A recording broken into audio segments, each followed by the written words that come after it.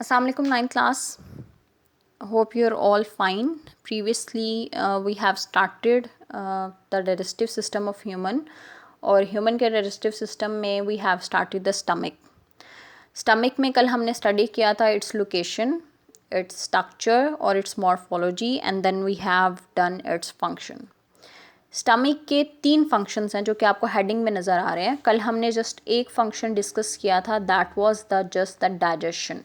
ठीक है, स्टमक में डाइजेशन कैसे होती है वो हमने कल इस पैराग्राफ में, फंक्शन के पैराग्राफ में स्टडी किया था. Now we move towards the second function, that is the churning and the melting. Churning किसे कहते हैं?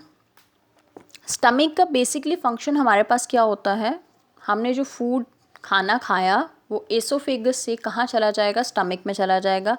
अब स्टमक में हमारे पास एक खाना या वन मील कोर्स जो हमने लिया है वो 4 आवर्स के लिए स्टमक के अंदर रिटेन रहेगा. रिटेन रहने का मतलब है कि 4 आवर्स के लिए वो खाना हमारे स्टमक में ही रहेगा. स्टमक में रहने से वो क्या होगा, पहली तो चीज़ है कि उसकी डाइजेशन होगी. डाइजेशन किस चीज़ की होगी? स्टमक में एक एंजाइम था दैट इज़ कॉल्ड पेप्सिनोजन, और पेप्सिनोजन कन्वर्ट होगा into the pepsin, that is a protein digesting enzyme.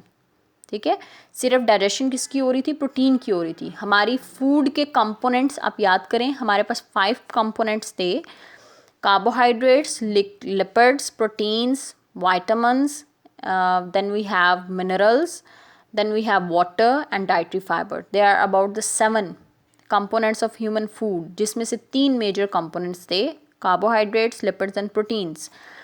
Lipids की अभी तक किसी भी किस्म की कोई डाइजेशन नहीं हुई है, सिर्फ कार्बोहाइड्रेट्स की डाइजेशन हुई थी in the mouth with the help of the salivary amylase.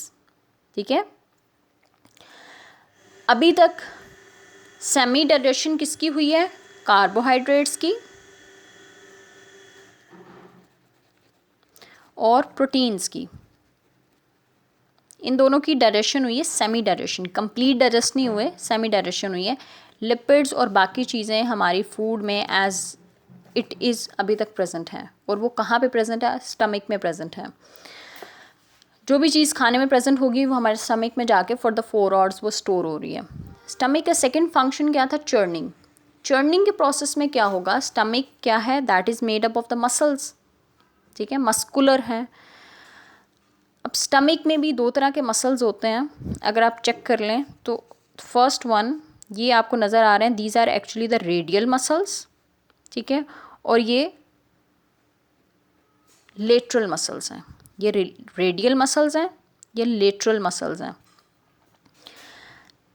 क्या होगा, ये मसल्स क्या करेंगे? कॉन्ट्रैक्ट करेंगे, सिकुड़ेंगे और रिलैक्स करेंगे. ठीक है, कॉन्ट्रैक्ट किए, रिलैक्स किए, कॉन्ट्रैक्ट, रिलैक्स. अब इस केस में क्या होगा, जब स्टमक कॉन्ट्रैक्ट और रिलैक्स होगा तो उसके अंदर जो भी फूड है वो क्या होगी? इट विल मूव मतलब वो मूव होगी और वो मिक्स होगी with the digestive system, with the gastric juice.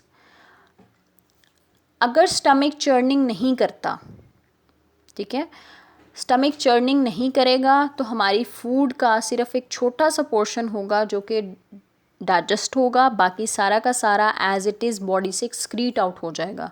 So we want कि जो हमने खाना खाया है उसमें जो हमारे काम की चीज़ें हैं, बॉडी को जो चीज़ें चाहिए वो मैक्सिमम हम वहाँ से ले लें.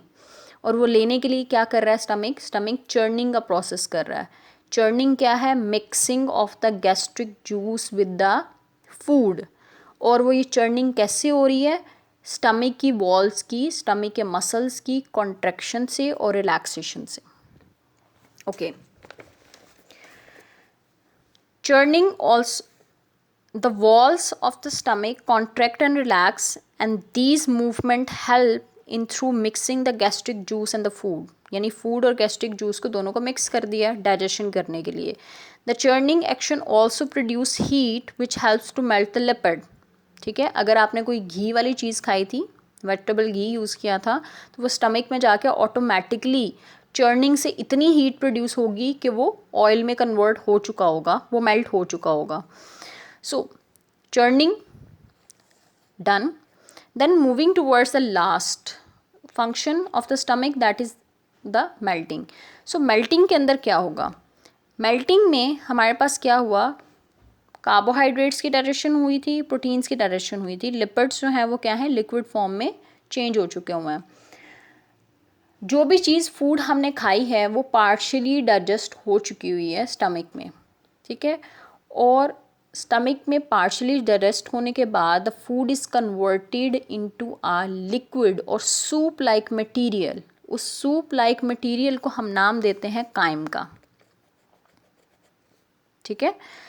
काइम क्या है, that is a soup like material, ठीक है। कभी वॉमिटिंग हो तो वॉमिटिंग के रिजल्ट में हमारे पास स्टमक से क्या निकलता है, सॉलिड कोई भी चीज़ नहीं निकलती, हमारे पास सिमिलर लाइक सूप एक चीज़ निकलती है, ठीक है। वो डाइजेस्टेड, पार्शियली डाइजेस्टेड फूड है और उस फूड को हम क्या नाम देते हैं, काइम का, ठीक है।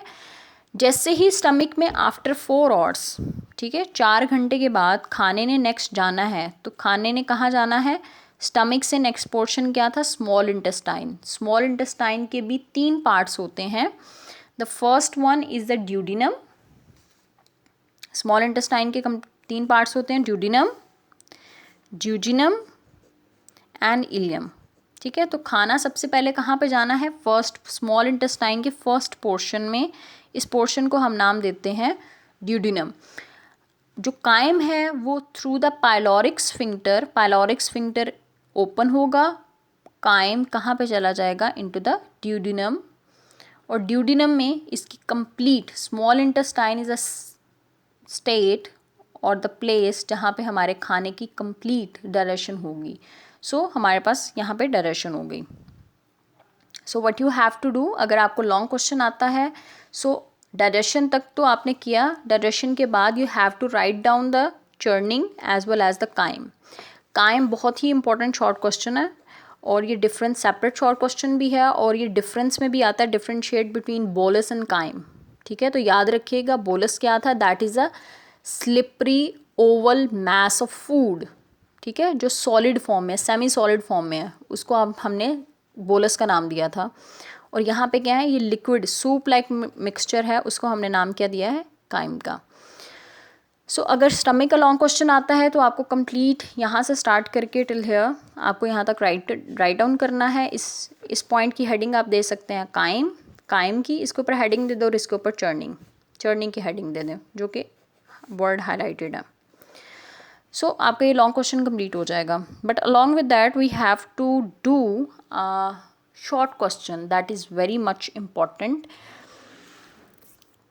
इस चीज़ को याद रखिएगा, स्टमक में कल हमने पढ़ा था गैस्ट्रिक जूस रिलीज़ होता है और गैस्ट्रिक जूस में 3 चीज़ें होती हैं, mucus, hydrochloric acid and the third one was pepsinogen, protein digesting enzyme.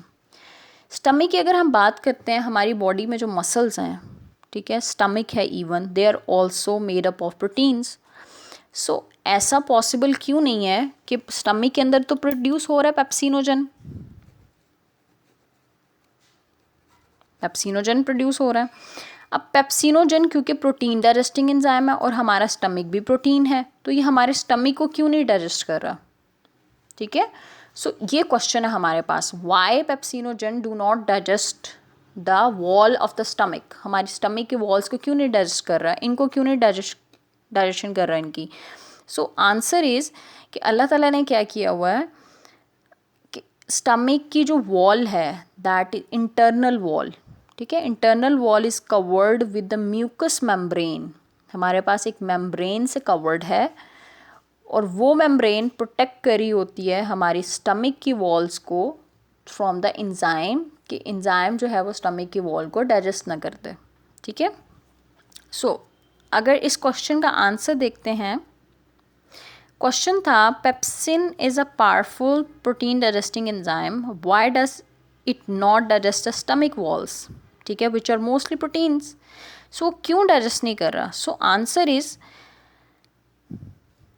First thing is it is secreted in inactive form, pepsinogen, ठीक है, पेप्सिनोजन की फॉर्म में एंजाइम रिलीज हो रहा है, वो एक्टिव नहीं है। एक्टिव कब होगा, एनिमेशन में भी आपने देखा था, जब हमारे पास फूड बोलस एंटर होगा स्टमक में, तब हमारे पास पेप्सिनोजन से पैप्सिन बनेगा, ठीक है, फर्स्ट थिंग कि ये इनएक्टिव फॉर्म में रिलीज़ हो रहा है।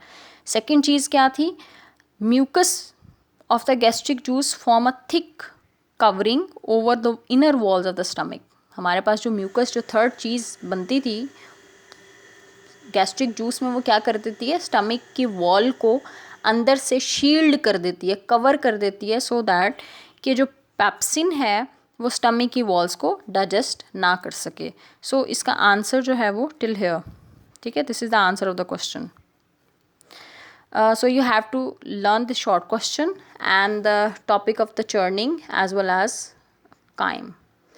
Okay, that's all for today class.